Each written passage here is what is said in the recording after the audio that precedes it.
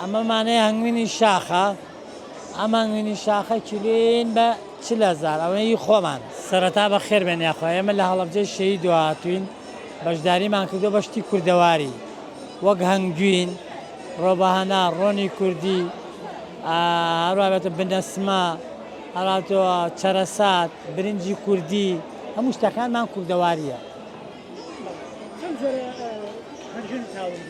5 نۆ. ئێستا هەمە هیچ شاخە خۆم دەرمێنەوە بە تەسویرۆ کیلۆیان بە 80,000، هەمانە کیلۆیان بە 40,000، هەمانە کیلۆیان بە 30,000، هەمانەیان بە 20، هەمانەیان بە 15. ئەمە مانای هەنگوینی شاخە، ئەم هەنگوینی شاخە کیلۆیان بە 40,000 ئەوەی خۆمان. ئەمە مانەیە هینی باخە بێشەکرە کیلۆیان بە 30,000، ئەمەمان هەیەن بە 15,000، ئەوەمان هەیەن بە 20,000، هەیشمانە بە 80,000. ئەمەش ڕۆنی کوردیە، ڕۆنی ماڵانە، ئەمە معمیلمان هەیە لە گوندەکانە، لە گوندەکان نایکڕین.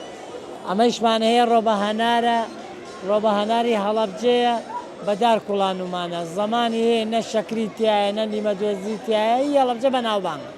ئەوەمان هەیە بنەسمەی سلێمانیە بێشەکرە، سرکەی سێومان هەیە هی ماڵانە دەرەجەیەکە، هەنجیری هەورامانمان هەیە، توومان هەیە.